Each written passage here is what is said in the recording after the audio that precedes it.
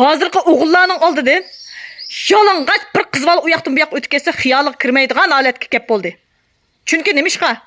Chunki ayol kishining qandoq bo'lganini bildirib etding. Qiz bolaning qandoq bo'lganini bildirib etding. Sen faqat ash yalang'ochlanib anangdan tug'ma holatda ko'chaga chiqmaganli yerin qoldi.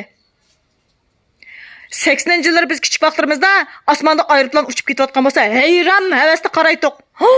Oye, aeroplan kana, aeroplan asla havoda uchir ekan to'q deb. Havas qiladi ashninga.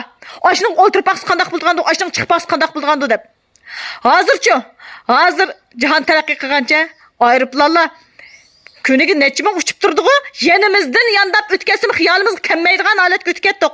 Chunki aeroplanning qandoq bo'lganini bildik. O'ltirpaqsa qandoq bo'lganini bildik.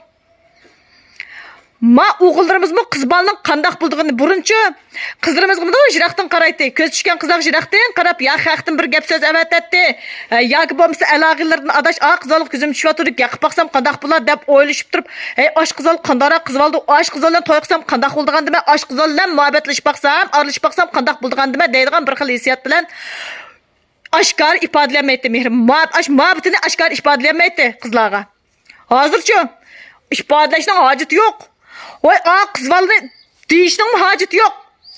Sen naqli mal oldiga kelasan, ichiq teshik yerlarning hammani ichvatdan ko'z tishga tegishlik bo'lmagan yerlarning hammani ko'ztivatding.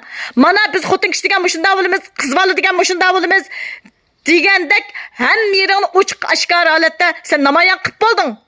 Xalq olamning oldida sen sazoy qilishga tegishlik yerlarning hammani qilib bo'lding endi. Sen endi to'y qilsanmi, endi bu ayolning narinda to'y qilmay deydigan yer qolmadi. Şu o'g'illar to'yinib ketdi-da. Hozir yerida bir yalang'och bir top xotin kishi mavsumi sarankanda mau deb qo'ydi. Deb hayron qolmaydi. Chunki hozir yalang'ochlik degan bir endi moda desa, hech bir aqlimga sig'maydi shaxsan mening. Shu yalang'ochlanib mangan badaningni sen nazringda o'zingcha moda deganing bilan sen xalqning ko'zini to'yindirib etding, o'g'illarning ko'zini to'yindirib etding. O'g'illarningki qizlarga bo'lgan qiziqishini tugitib etding. Yo'q bo'ldi. Men mush qiz bilan to'y qilsam qandoq bo'lgandi? Ey mush qiz bola ajab bir qamlashgan ustixoni shakli ajab bir bo'ybasti joyida ekan. Deydigan ya qolmadi. Hammani ko'rsatib bo'lding. Endi nimaga qiziqdi, naringa qiziqdi? O'zingdan ko'may qopab o'g'illarimiz anda xo'p ketdi, manda xo'p ketdi. Sabab nada? Mushundaq qilib bo'layveradigan bo'lsang, bundan keyingi avlodlarimizniki to'y qilishdan og'iz echish mumkin emas. Shuningga har ish hisobida bo'lgan yaxshi. Har ish joyida bo'lgan yaxshi.